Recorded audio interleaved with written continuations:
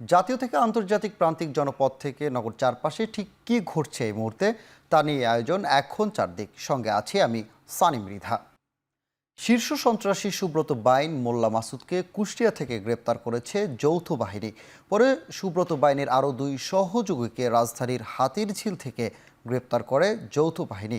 কোনো রকম ক্ষয়ক্ষতি ছাড়াই অপারেশন পরিচালিত হয়েছে বলে জানিয়েছে আন্তঃবাহিনী জনসংযোগ পরিদপ্তরের পরিচালক লেফটেন্যান্ট কর্নেল সামি উদ্দৌলা চৌধুরী।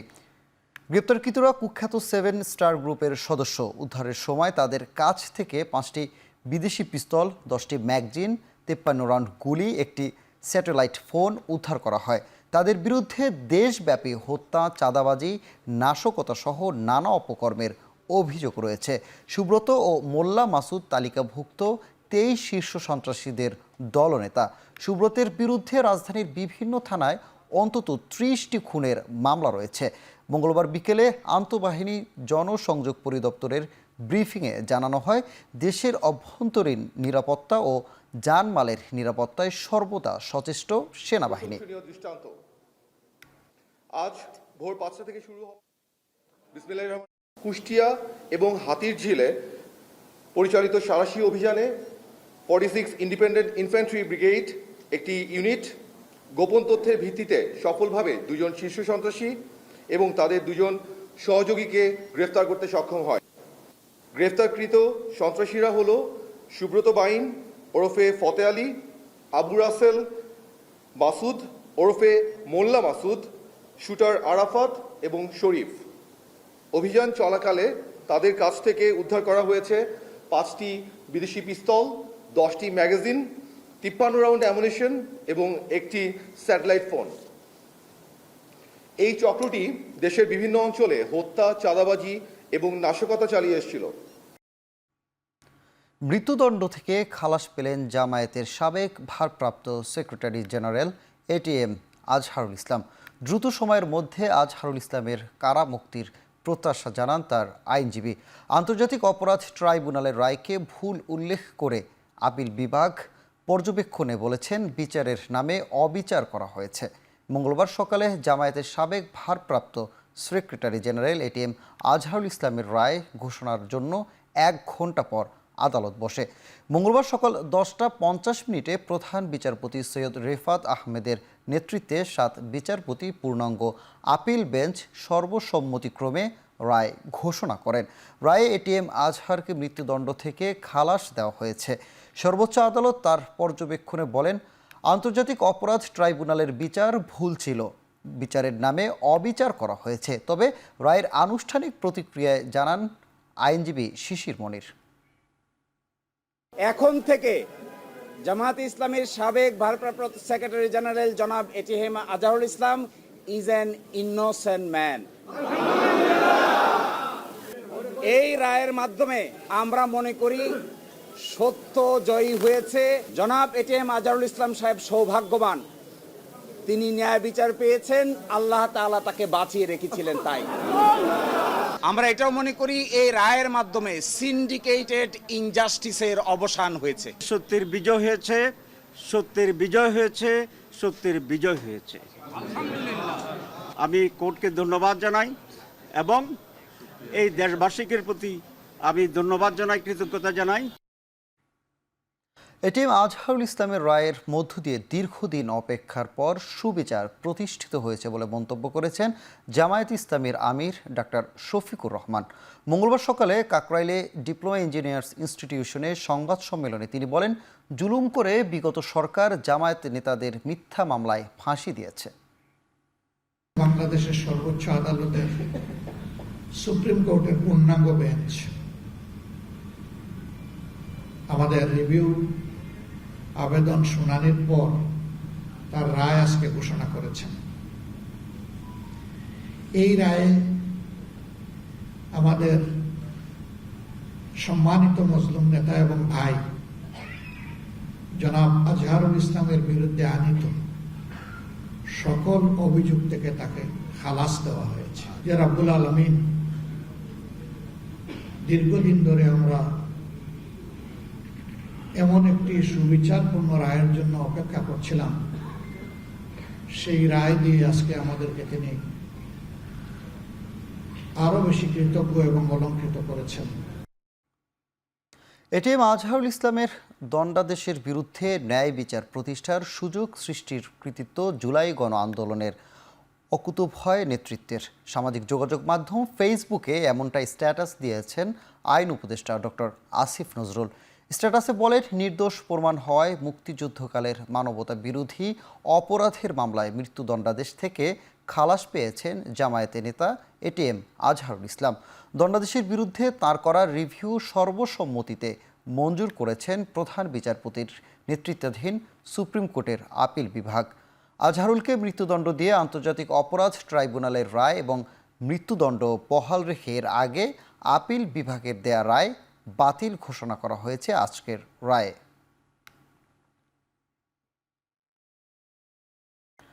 জামায়াত নেতাদের বিচারের নামে হত্যা করা হয়েছে বলে মন্তব্য করেছেন জাতীয় নাগরিক পার্টি এনসিপির সদস্য সচিব আখতার হোসেন। সেই সাথে মহান মুক্তিযুদ্ধের ঐতিহাসিক দায় স্পষ্ট করারও আহ্বান জানিয়েছেন তিনি। মঙ্গলবার সকালে জাতীয় প্রেস ক্লাবে জাতীয় নাগরিক পার্টি এনসিপির সংস্কার সমন্বয়ক কমিটির আয়োজনে গণতান্ত্রিক রূপান্তর, মৌলিক সংস্কার ও নির্বাচন শীর্ষক এক আলোচনা সভায় তিনি কথা বলেন। ছিন্ন নির্বাচন অনুষ্ঠিত হলে রাষ্ট্র পুনরায় ফ্যাসিবাদ কাঠামোতে ফিরে যাবে শঙ্কা প্রকাশ করে তিনি বলেন, অভ্যুত্থানের স্বপ্ন বাস্তবায়ন করতে সম্পূর্ণভাবে পরিবর্তন করতে হবে কর্তৃত্ববাদী কাঠামো। সভায় অংশ নিয়ে এনসিপির মুখ্য সমন্বয়ক নাসির উদ্দিন পাটোয়ারি বলেন, অপরাধে জড়িত সেনা, পুলিশ, র্যাব সহ সকলকে আইনের আওতায় এনে বিচার নিশ্চিত করতে হবে। রাজনীতি থেকে সেনাবাহিনীকে দূরে থাকারও দাবি জানান তিনি। ভারত সরকারের প্রতি আহ্বান করে পাটোয়ারি বলেন, পালিয়ে যাওয়া অপরাধীদের ফেরত দিতে হবে।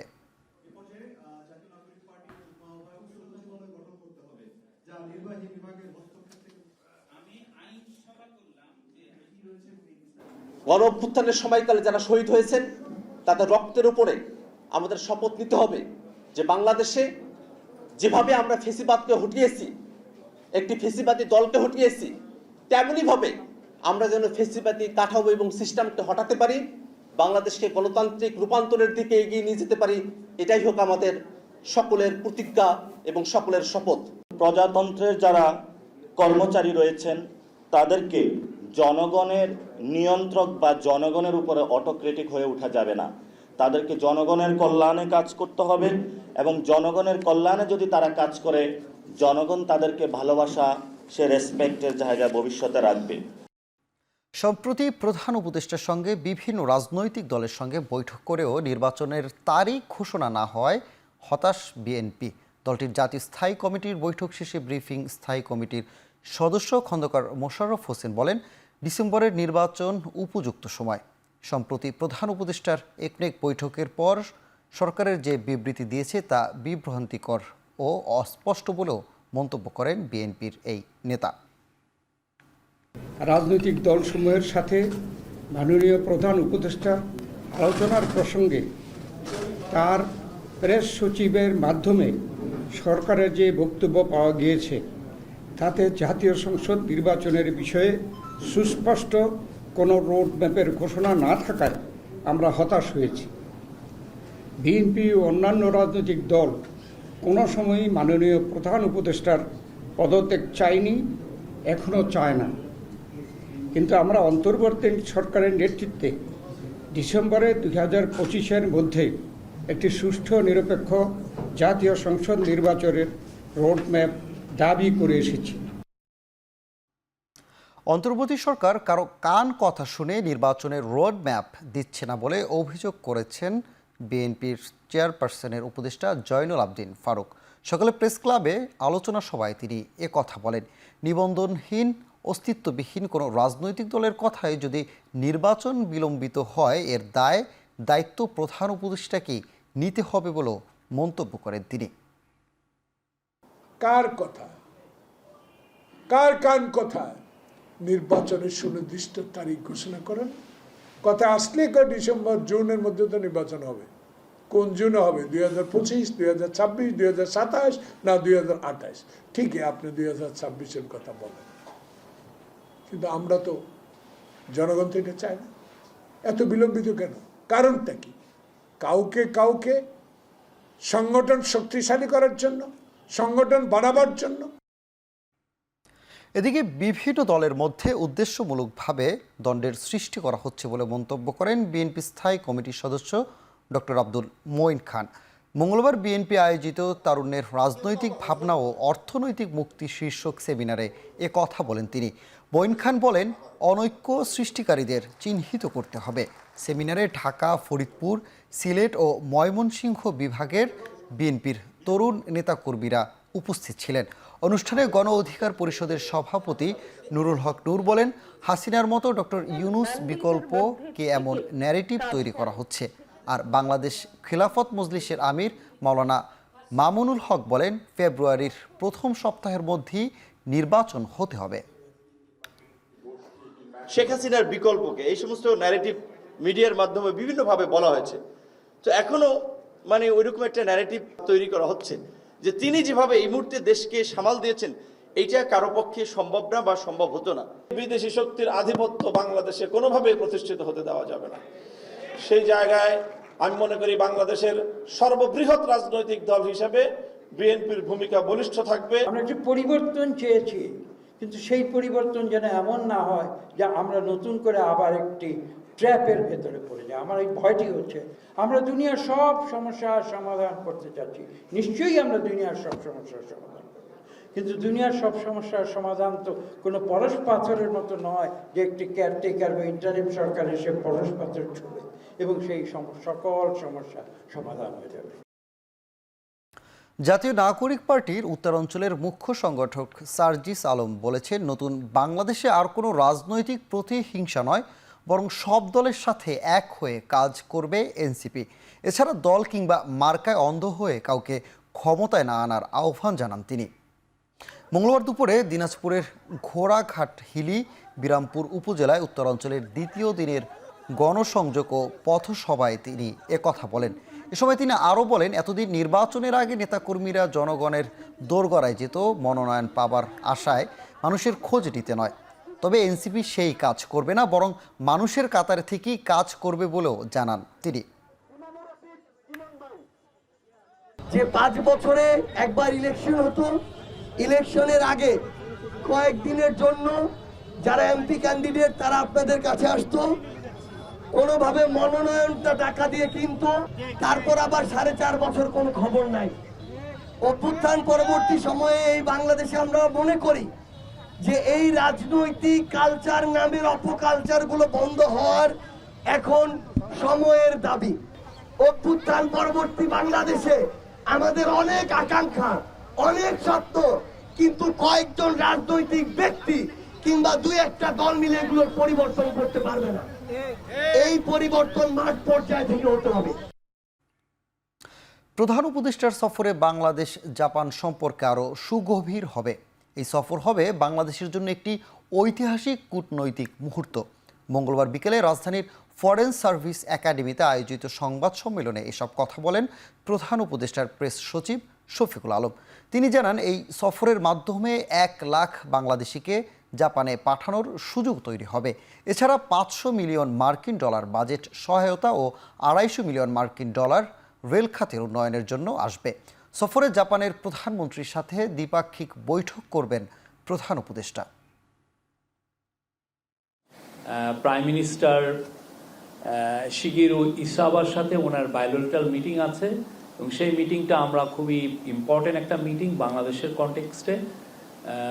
এই মিটিংয়ের পর এছাড়াও অনেকগুলো উনি সিনিয়র জাপানিজ পলিটিশিয়ান অফিসিয়ালস তাদের সাথে কথা বলবেন।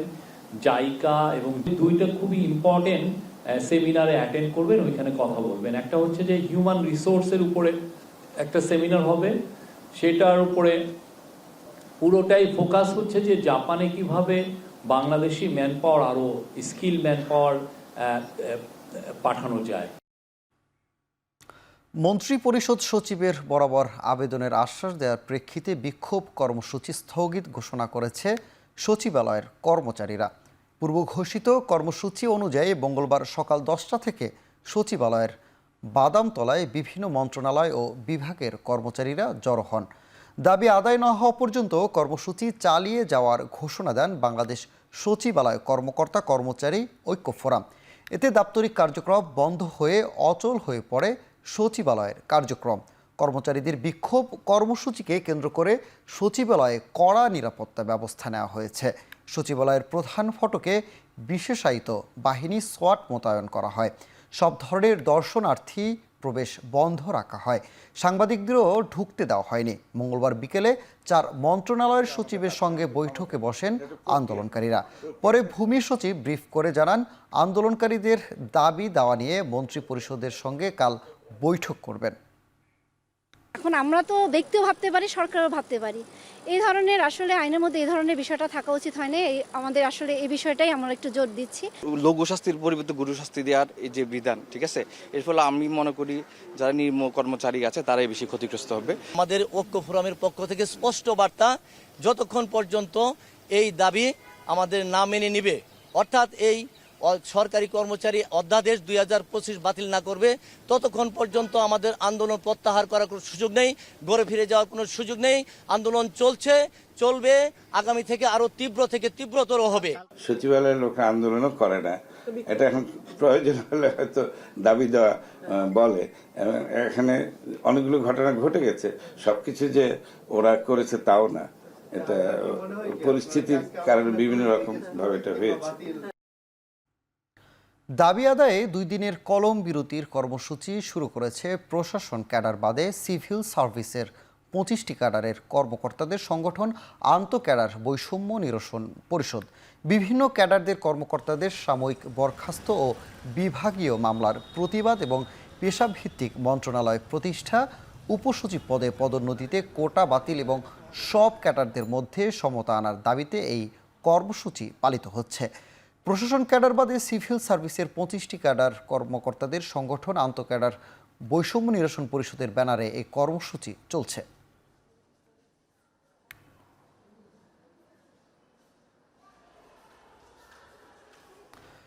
সচিবালয় ও এনবিআর সহ সরকারি দপ্তরে দুর্নীতিবাজ ও ফ্যাসিবাদদের দোসর 44 জন কর্মকর্তার প্রত্যাহারের দাবিতে সচিবালয়ের সামনে অবস্থান কর্মসূচি পালন করেছে জুলাই মঞ্চ। সোমবার রাত থেকে সচিবালয়ের সামনে অবস্থান কর্মসূচি পালন করেন তারা। এ সময় আন্দোলনকারীরা বলেন, পূর্ব ঘোষিত কর্মসূচির অংশ হিসেবে এ অবস্থান কর্মসূচি পালন করেন তারা।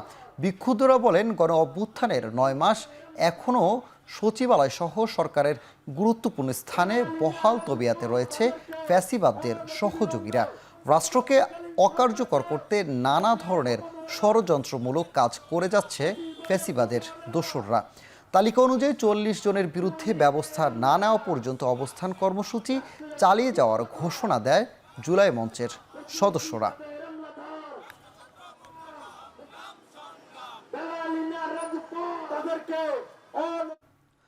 অভিন্ন চাকরিবিধি বাস্তবায়ন, হয়রানি বন্ধ, মামলা প্রত্যাহার সহ 7 দফা দাবিতে টানা কর্মবিরতি পালন করছেন পল্লী বিদ্যুৎ কর্মকর্তা কর্মচারীরা। তবে সচল রয়েছে বিদ্যুৎ সরবরাহ সহ গ্রাহক সেবা। মঙ্গলবার সকাল থেকে সৈয়দপুরের 2টি পল্লী বিদ্যুৎ অফিস সমিতির কর্মকর্তা কর্মবিরতি পালন করছেন। তবে অব্যাহত রয়েছে জরুরি সেবা।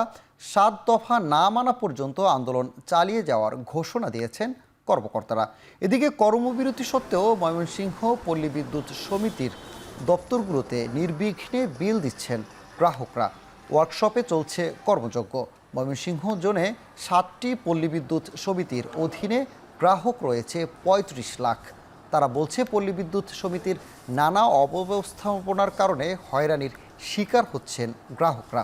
ভূতুরে বিদ্যুৎ বিল সহ পুরো ব্যবস্থার সংস্কার চান গ্রাহকরা। এদিকে সারা দেশের 80টি পল্লী বিদ্যুৎ সমিতির কর্মকর্তা কর্মচারীরা গত 21 মে থেকে কেন্দ্রীয় শহীদ মিনারে অবস্থান করছেন। তারই ধারাবাহিকতায় আজ থেকে কর্মবিরতি কর্মসূচি পালন করছেন তারা।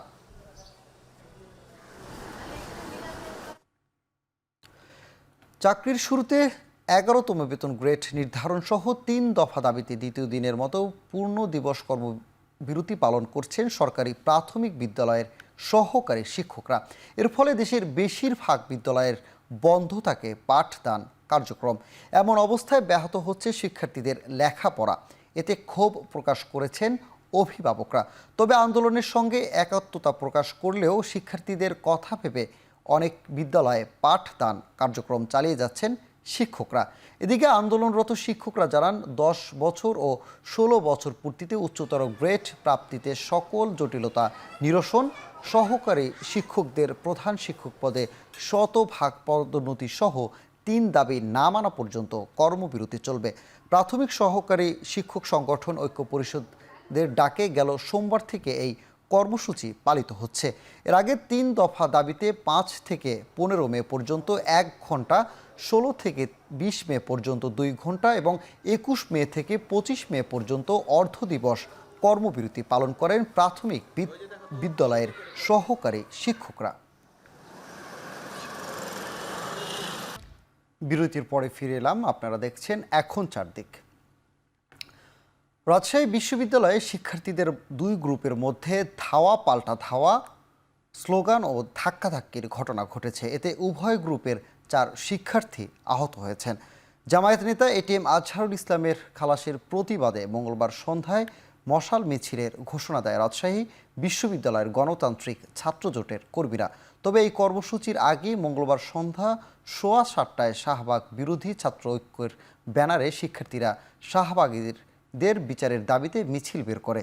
মিছিলটি ক্যাম্পাসের বিভিন্ন সড়ক প্রদক্ষিণ করে আমতলায় এসে সমাবেশে পরিণত হয়। এ সময় 2 গ্রুপের মধ্যে ধাওয়া পাল্টা ধাওয়ার ঘটনা ঘটে। এক পর্যায়ে বিশ্ববিদ্যালয়ের বুদ্ধিজীবী চত্বরের দুপক্ষ অবস্থা নিয়ে পাল্টাপাল্টি স্লোগান দেয়। পরে গণতান্ত্রিক ছাত্র জোটের শিক্ষার্থীরা সরে গেলে পরিস্থিতি শান্ত হয়।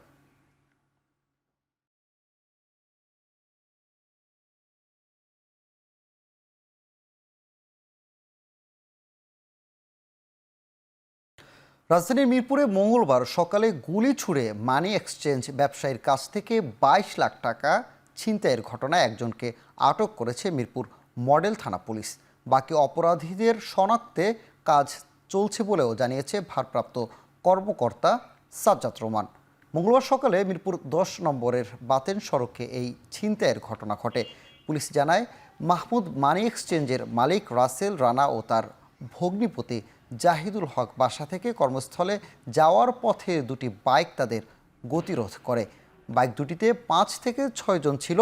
এ সময় ফাঁকা গুলি ছুড়ে সাথে থাকা 22 লক্ষ টাকা ছিনিয়ে নেয় বাইকে থাকা দুর্বৃত্তরা। পুলিশ জানায়, ধারালো অস্ত্রে আহত হয় জাহিদুল হক। পরে প্রাথমিক চিকিৎসা নিয়ে বাসায় চলে যান তিনি। মোটরসাইকেলে 3 জন না 6 জন আসছে, আইসা একজন ভদ্রলোককে আর কি অ্যাটাক করছে। অ্যাটাক করে কি নিছে না নাইছে, তারপরে গুলি করছে। ওনাকে গুলি করে ব্যাগ নিয়ে গেছে টাকার। এখানে রক্ত পড়ে আসছিল তো, ওখানে সবাই কয় কি কয় চিন্তাই। আমরা আসলে প্রকৃতপক্ষে বিভিন্ন অ্যাঙ্গেলে দিক মাথায় রেখে কাজ করতেছি, কারা এই ঘটনা ঘটাইতে পারে। প্রকৃতপক্ষে আমরা একজনকে সাসপেক্ট একজনকে গ্রেপ্তার করেছি, তাকে জিজ্ঞাসা চলতেছে। কোনো রাজনৈতিক কারণে নয়, মাদক চক্রের হাতে খুন হন ঢাকা বিশ্ববিদ্যালয়ের শিক্ষার্থী ও ছাত্রদল নেতা শাহরিয়ার আলম শাম্য। হত্যাকাণ্ডের 14 দিন পর রহস্য উদ্ঘাটনের দাবি ডিএমপির। সংবাদ সম্মেলন করে ডিএমপি জানায়, গেল 13 মে রাত 11টার দিকে সোহরাওয়ার্দী উদ্যানে ছুরিকাঘাতে আহত হন শাহরিয়ার আলম শাম্য। পরে ঢাকা মেডিকেল কলেজ হাসপাতালে নেওয়া হলে চিকিৎসক তাকে মৃত ঘোষণা করেন। এই ঘটনায় 10 থেকে 12 জন অজ্ঞাত দেখিয়ে শাহবাগ থানায় মামলা করেন শাম্যের বড় ভাই। তারই ধারাবাহিকতায় আগে 3 জনকে এবং পরে 8 জনকে গ্রেপ্তার করে ডিবি। ঘটনার কারণ নিয়ে ডিবি জানায়, সোহরাওয়ার্দী উদ্যানে ট্রেজার গান নিয়ে শাম্যের সাথে দ্বন্দ্বের সূত্রপাত হয় চিহ্নিত মাদক ব্যবসায়ীদের সাথে। এই হত্যাকাণ্ডের সাথে কোনো রাজনৈতিক সংশ্লিষ্ট নেই বলেও জানান ডিএমপির পক্ষ থেকে। এদিকে পুলিশের এই বক্তব্য মানতে নারাজ শাম্যের পরিবার। শাম্যের ভাই আমিনুল ইসলামের দাবি, পরিকল্পিতভাবে হত্যা করা হয়েছে তার ভাইকে। মেহেদির গ্রুপেরই একজন রাব্বির হাতে একটা ট্রেজার গান ছিল।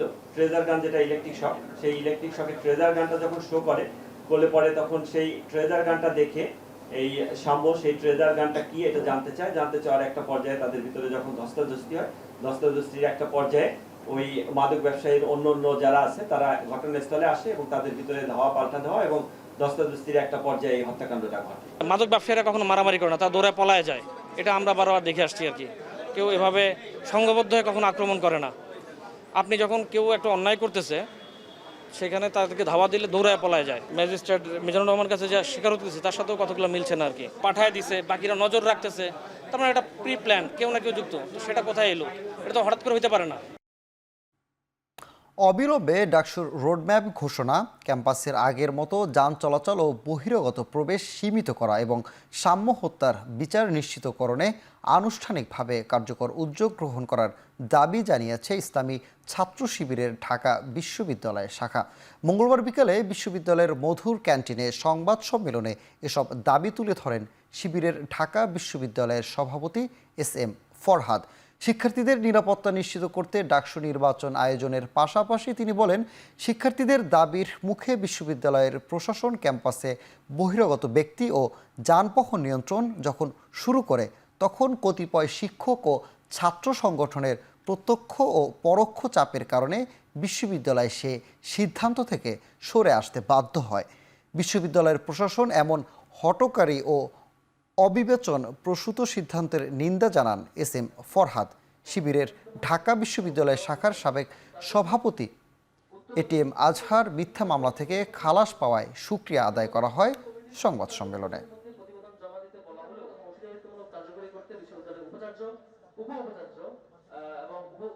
শিক্ষার্থীদের নিরাপত্তা, মানসম্মত আবাসন ব্যবস্থা এবং খাবার এবং পানীয় থেকে শুরু করে প্রত্যেকটি বিষয়ে অধিকার নিশ্চিত করতে হলে ডাকসু কার্যকর ভূমিকা পালন করবে বলে আমরা বিশ্বাস করি। সাম্য হত্যাকাণ্ডের অনেকদিন পেরিয়ে গেল, এখনো বিচার নিশ্চিতকরণে কার্যকর উদ্যোগ পরিলক্ষিত হয়নি। যদিও আমরা একটি তদন্ত রিপোর্ট দেখেছি। আমরা স্পষ্টভাবে বলতে চাই, বাংলাদেশের দীর্ঘদিনের বিচারহীনতা যে সংস্কৃতি, সেটি যেন আমরা সাম্যের বিচারের প্রক্রিয়াকে আবারও সেটির শিকার হয়ে অপ্রয়োজনীয়ভাবে বিলম্বিত না করে আমরা অবিলম্বে বিচার প্রক্রিয়ার আনুষ্ঠানিকতা শুরু করার জন্য জোর দাবি জানাচ্ছি। সাবেক প্রধানমন্ত্রী শেখ হাসিনার ছেলে সজীব ওয়াজেদ জয়কে অপহরণ ও হত্যা চেষ্টা মামলায় 7 বছরের সাজার বিরুদ্ধে আপিল করে খালাস পেলেন সাংবাদিক শফিক রেহমান। মঙ্গলবার দুপুরে তাকে খালাস রায় দেন আদালত। খালাসের পর প্রধান বিচারপতি, বিএনপি চেয়ারপারসন বেগম খালেদা জিয়া সহ জুলাই আন্দোলনের বিপ্লবীদের প্রতি কৃতজ্ঞতা জানিয়ে সাংবাদিক শফিক রেহমান বলেন, বিচার বিভাগ যে স্বাধীন তা প্রমাণিত হয়েছে। এ সময় তার আইনজীবীরা বলেন, সম্পূর্ণ রাজনৈতিক উদ্দেশ্যে তাকে মিথ্যা মামলায় সাজা দিয়ে হয়রানি করা হয়েছে। মামলায় যারা মিথ্যা সাক্ষী দিয়েছিলেন তাদের বিরুদ্ধে আইনগত ব্যবস্থা নেওয়ার কথাও জানান আইনজীবীরা। এর আগে এই মামলায় 2টি ধারায় 7 বছরের কারাদণ্ড দেওয়া হয় তাকে। পরে আদালতে আত্মসমর্পণ করে সাজার বিরুদ্ধে আপিল করেন তিনি।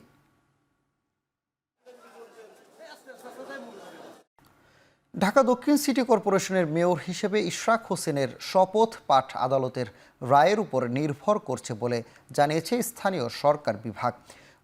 মঙ্গলবার সচিবালয় স্থানীয় সরকার বিভাগের আইন অধিশাখা প্রেস বিজ্ঞপ্তিতে জানায়, গত 22 মে হাইকোর্টে করা রায় রিট খারিজ হওয়ার পর ইশরাকের শপথ অনুষ্ঠানের জন্য প্রস্তুতি নেওয়া হয়েছিল। তবে 25 মে ইশরাক নিজেই হাইকোর্টে তার আইনজীবীর মাধ্যমে একটি রিট পিটিশন দাখিল করেন। এর পরদিন 22 মের খারিজ আদেশের বিরুদ্ধে আপিল বিভাগ লিভ টু আপিল করা হয়। এতে বিষয়টি দেশের সর্বোচ্চ আদালতে বিচারাধীন হয়ে পড়ে। এ অবস্থায় আদালতের চূড়ান্ত সিদ্ধান্ত না আসা পর্যন্ত ইশরাক হোসেনের শপথ অনুষ্ঠান নিয়ে স্থানীয় সরকার বিভাগ অপেক্ষমাণ থাকবে বলে বিজ্ঞপ্তিতে জানানো হয়েছে।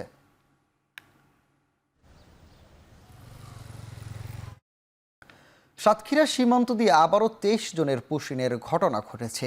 একইভাবে কুড়িগ্রামে 14 জনকে পুশিন চেষ্টা করেছে বিএসএফ। মঙ্গলবার ভোররাতে সাতক্ষীরার কুশখালী সীমান্ত দিয়ে ভারতে বসবাসরত 23 জনকে পুশিন করেছে ভারতীয় সীমান্তরক্ষী বাহিনী বিএসএফ। পরে বিজিবি অভিযান চালিয়ে তাদের উদ্ধার করে। বিজিবি 33 ব্যাটালিয়নের দপ্তরে তাদের জিজ্ঞাসাবাদ করা হচ্ছে। প্রাথমিকভাবে ধারণা করা হচ্ছে উদ্ধার হওয়া ব্যক্তিরা ভারতে বসবাস করতেন। পুলিশের অভিযানে আটকের পর রাতের আঁধারে বিএসএফ তাদের সীমান্ত দিয়ে বাংলাদেশে ঢুকিয়ে দেয়। অন্যদিকে কুড়িগ্রামের রৌমারীর বড়াইবাড়ি সীমান্ত দিয়ে ভোর রাতে 5 নারীসহ 14 জনকে বাংলাদেশে পুশিনের চেষ্টা করেছে বিএসএফ। বিজিবি ও স্থানীয় জনগণের বাধায় তারা বাংলাদেশের ভূখণ্ডে প্রবেশ করতে পারেনি। ভারতের নোম্যান্স ল্যান্ডে অবস্থান করছে তারা। চাঁপাইনবাবগঞ্জের গোমস্তাপুর সীমান্ত দিয়ে 17 জন পুশিন করেছে ভারতীয় সীমান্তরক্ষী বাহিনী। বিকেলে তাদেরকে গোমস্তাপুর থানায় হস্তান্তর করা হয়েছে বিজিবির মাধ্যমে। পুলিশ জানায় সকলে বিভীষণ বিওপির টহলরত বিজিবি সদস্যরা সীমান্ত এলাকা থেকে তাদেরকে আটক করে। ধারণা করা হচ্ছে ভোর রাতে কোনো এক সময় তাদের পুশিন করা হয়েছে। আটককৃত ব্যক্তিরা সবাই বাংলাদেশি। দীর্ঘদিন আগে দালালের মাধ্যমে কাজের সন্ধানে অবৈধভাবে ভারতে পাঠিয়েছিল তারা। এরপর থেকেই ভারতের হরিয়ানার রাজ্যের পরিবার নিয়ে বসবাস করে আসছিলেন। সপ্তাহখানেক আগে রাজ্য পুলিশ বিভিন্ন এলাকায় ইট ভাটা থেকে তাদের আটক করে। এরপর সীমান্ত দিয়ে বাংলাদেশের অভ্যন্তরে পাঠিয়ে দেয়। প্রাথমিক জিজ্ঞাসাবাদ শেষে তাদের বিরুদ্ধে আইন অনুযায়ী ব্যবস্থা নেওয়ার কথা বলে জানিয়েছে পুলিশ।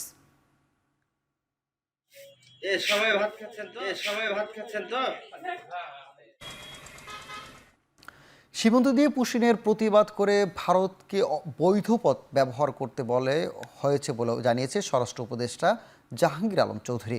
মঙ্গলবার সকালে রাজশাহীতে 14তম ডেপুটি জেলার এবং 62তম কারারক্ষী ব্যাচের সমাপনী কুচকাওয়াজ অনুষ্ঠান শেষে এ কথা বলেন তিনি।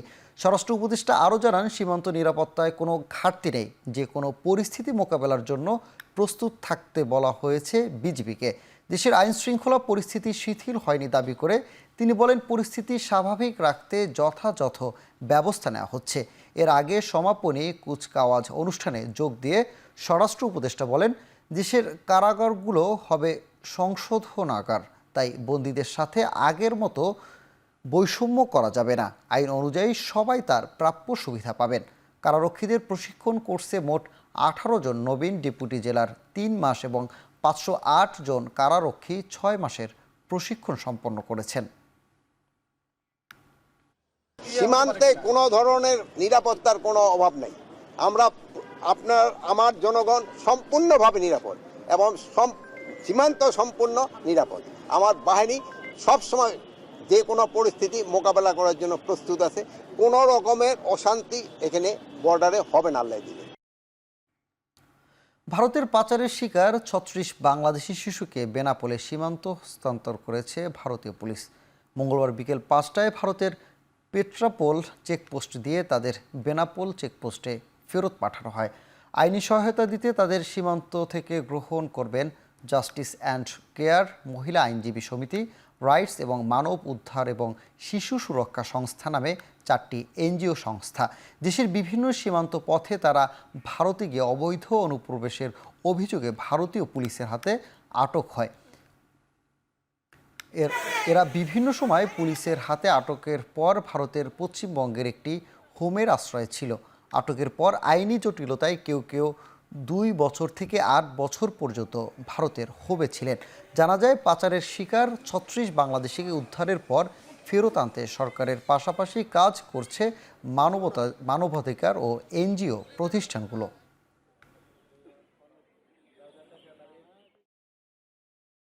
শেরপুরের সাবেক ভূমি মন্ত্রী রেজাউল করিম হীরা এবং তার স্ত্রী আটক করে পুলিশে সোপর্দ করেছে ছাত্রদল ও বিএনপি নেতারা। মঙ্গলবার বিকেলে জেলা সাব রেজিস্ট্রার অফিসে এই ঘটনা ঘটে। জানা যায়, মঙ্গলবার দুপুরে জমি বিক্রির জন্য শেরপুরে আসেন জামালপুর সদরের 5 আসনের সাবেক সংসদ সদস্য ও সাবেক ভূমি মন্ত্রী রেজাউল করিম হীরা। এ সময় গোপন সংবাদ পেয়ে জেলা সাব রেজিস্ট্রি অফিসে গিয়ে হাজির হন ছাত্রদল ও বিএনপির নেতাকর্মীরা। পরে সেখানে দীর্ঘ 1 ঘন্টা হীরা এবং তার স্ত্রীকে আটকে রেখে বিক্ষোভ এবং বিচারের দাবিতে স্লোগান দেন তারা। খবর পেয়ে পুলিশ ঘটনাস্থলে পৌঁছে পরিস্থিতি নিয়ন্ত্রণে আনে এবং সাবেক ভূমি মন্ত্রী হীরা এবং তার স্ত্রীকে আটক করে।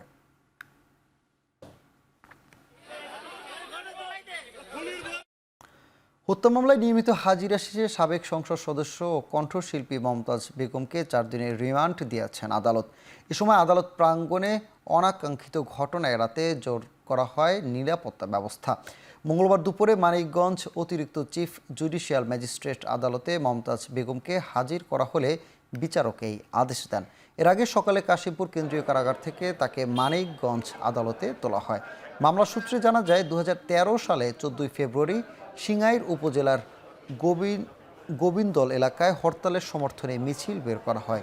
এ সময় পুলিশের গুলিতে নিহত হন 4 ব্যক্তি। ওই ঘটনায় প্রায় 1 যুগ পর 25 অক্টোবর নিহত এক ব্যক্তির স্বজন সিঙ্গাইর থানায় মমতাজ বেগমকে প্রধান আসামি করে হত্যা মামলা দায়ের করেন।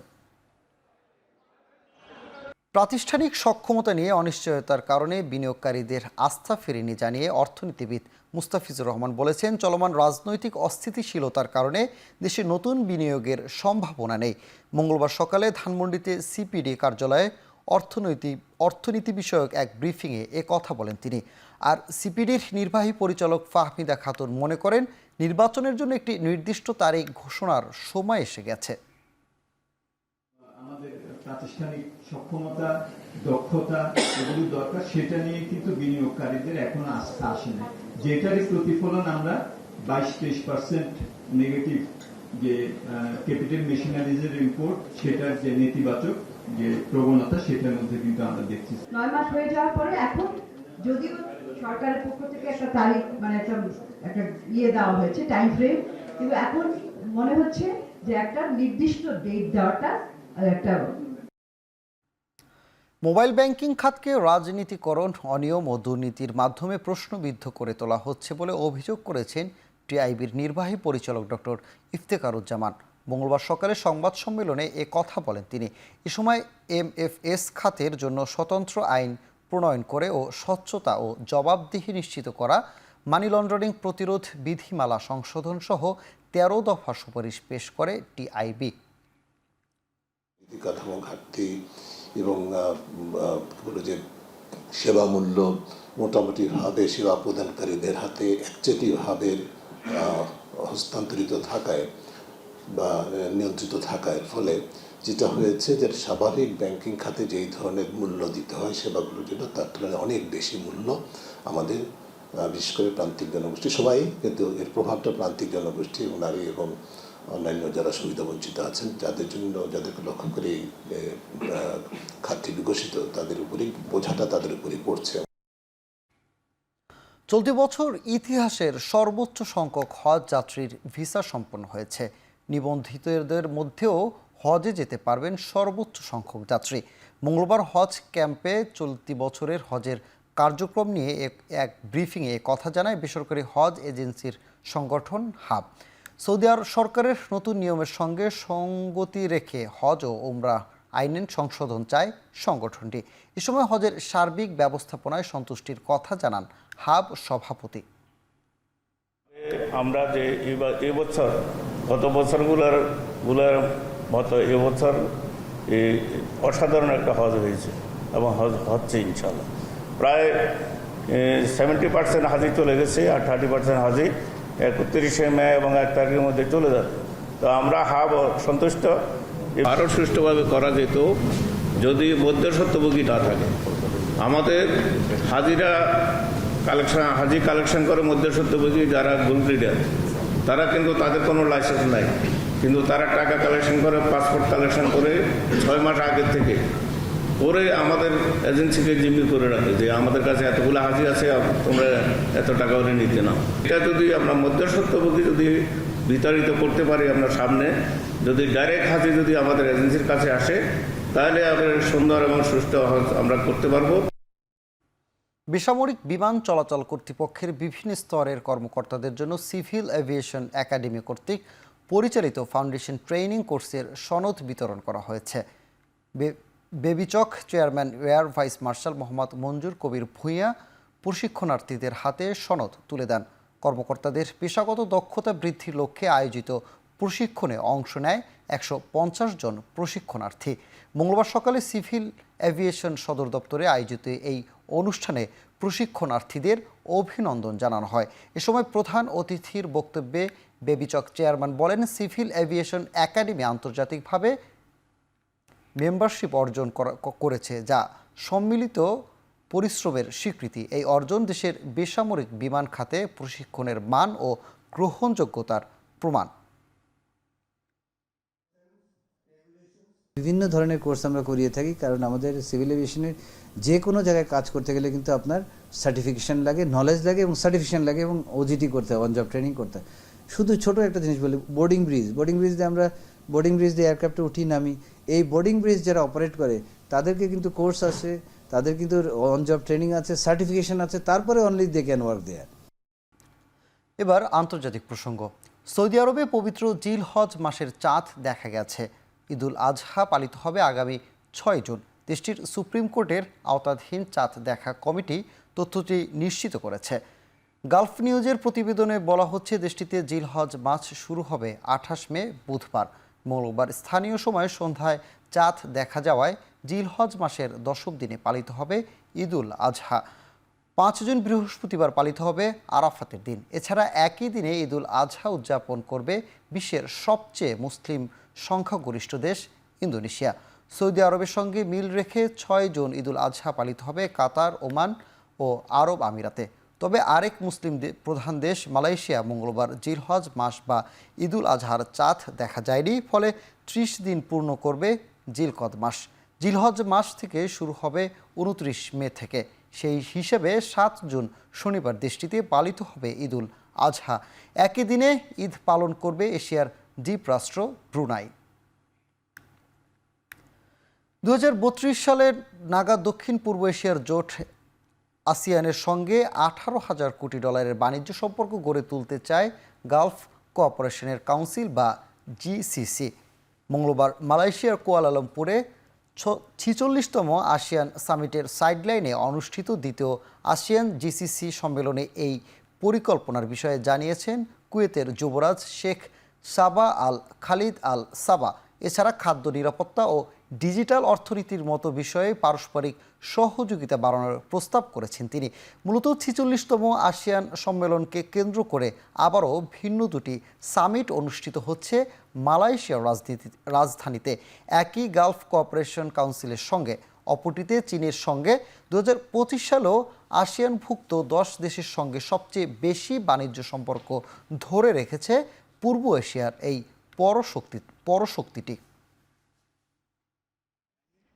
করোনা ভাইরাসের নতুন 2 ধরনের সন্ধান মিলল ভারতে। সোমবার পর্যন্ত নতুন করে শনাক্ত হয়েছেন 1000-এর বেশি রোগী। শুধু কেরালাতেই এক সপ্তাহে সংক্রমণ নিশ্চিত হয়েছে 400-র বেশি মানুষের দেহে। মহারাষ্ট্র ও দিল্লিতে এ সংখ্যা যথাক্রমে 200 ও 100-রও বেশি। ভারতীয় স্বাস্থ্য মন্ত্রণালয়ের তথ্য, NB181 এবং LF7-এর উপস্থিতিতে দৃষ্টিতে নতুন করে করোনার 2 নতুন ধরন পর্যবেক্ষণ করা হচ্ছে বলেও জানিয়েছে বিশ্ব স্বাস্থ্য সংস্থা।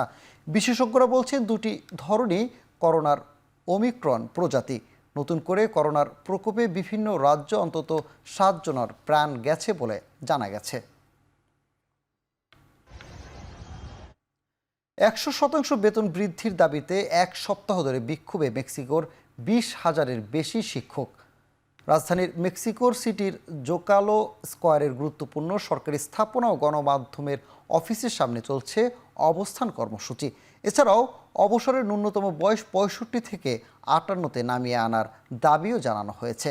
সরকারের দাবি মেনে না নিলে কঠোর আন্দোলনের হুমকি দিয়েছেন আন্দোলনকারীরা। তবে দেশটির প্রেসিডেন্ট বলছেন, বাজেট স্বল্পতায় আন্দোলনকারীদের দাবি মেনে নেওয়া সরকারের পক্ষে সম্ভব নয়। এবার খেলার প্রসঙ্গ। বিক্রি হয়ে গেছে বাংলাদেশ সিঙ্গাপুর ম্যাচের সাধারণ গ্যালারি ও ক্লাব হাউস 2 এর সব টিকিট। সমর্থকদের অনলাইন টিকিট কাটতে বেগ পেতে হলেও টিকিট বিক্রি নিয়ে সন্তুষ্টির কথা জানিয়েছেন বাফুফের কম্পিটিশনস কমিটির সদস্য তাজওয়ার আউয়াল। 300 gallery ticket is gone within first 20 minutes club house 2 চলে গেছে। 5 মিনিটে 30,000 প্লাস লোক ইউজার অনলাইনে এসে আসতে চেষ্টা করেছিল। আমরা একটা কিউ সিস্টেম করেছিলাম কালকেও কিন্তু 2-3টা ডিডস অ্যাটাক এসেছিল, বাট আমরা কিন্তু সাকসেসফুলি মোকাবেলা করেছি। আমরা দেখেছি যে টিকেটিং কোম্পানি সাকসেসফুলি প্রত্যেক মিনিটে কিন্তু টিকিট সেল করছিল। 2025 সার্ভিসের জুনিয়র কাবাডি লিগের সেমিফাইনালে উঠেছে সেনাবাহিনী ও নৌবাহিনী। পল্টনের কাবাডি স্টেডিয়ামে দিনের প্রথম ম্যাচে ফায়ার সার্ভিসের মুখোমুখি হয় বাংলাদেশ নৌবাহিনী। ফায়ার সার্ভিসের বিপক্ষে দ্রুত পয়েন্ট বাড়িয়ে নিতে থাকে নৌবাহিনী। 15 পয়েন্টের ব্যবধানে এগিয়ে থেকে বিরতিতে যায় দলটি। দ্বিতীয়ার্ধের খেলায় ফেরার চেষ্টা করে ফায়ার সার্ভিস, তবে প্রথমার্ধের ব্যবধান কমাতে না পেরে শেষ পর্যন্ত 41-34 পয়েন্ট ম্যাচ জিতে গ্রুপ চ্যাম্পিয়ন হয়। সেমিফাইনালে টিকিট কাটে নৌবাহিনী। দিনের অন্য ম্যাচে বিজিবির বিপক্ষে 33-23 পয়েন্টে ম্যাচ জিতে গ্রুপের চ্যাম্পিয়ন হয়ে শেষ 4-এ জায়গা করে নেয় সেনাবাহিনী।